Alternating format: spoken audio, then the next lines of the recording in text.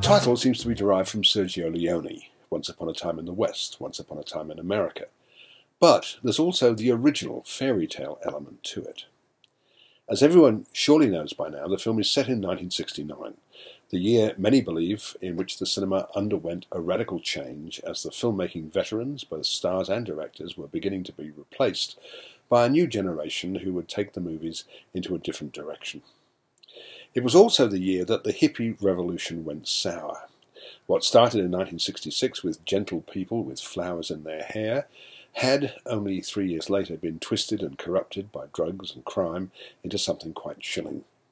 Teenagers, especially girls who had run away from home seeking freedom and sexual adventure, often found themselves in very dark places, the darkest of which belonged to those who joined Charles Manson's family. Yet much of the movie is handled with a light touch, and a typical Tarantino delight in popular culture ephemera. The screenplay is light on narrative, but filled with incident. With Polanski in London, Sharon Tate meanwhile checks out the famous Bruin Cinema in Westwood, where one of her films, The Wrecking Crew with Dean Martin, is screening, and delights in the audience reaction to her klutzy character.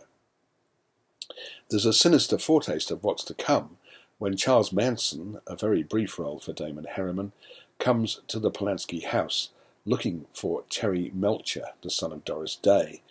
Inevitably, the fateful day of August the 8th is reached, but Tarantino has some surprises in store that can't be revealed. The direction in which he takes the film will no doubt provoke lively discussion at post-screening dinners, especially for anyone who remembers what happened that night.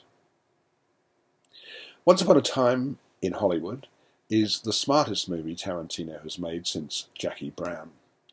Consummately acted by an unusually fine ensemble cast, the film will provoke and enthrall, a sure indication that the director has succeeded in making not only a handsome and nostalgic movie, but also a challenging and subversive one. And it's essential to sit through the end credits.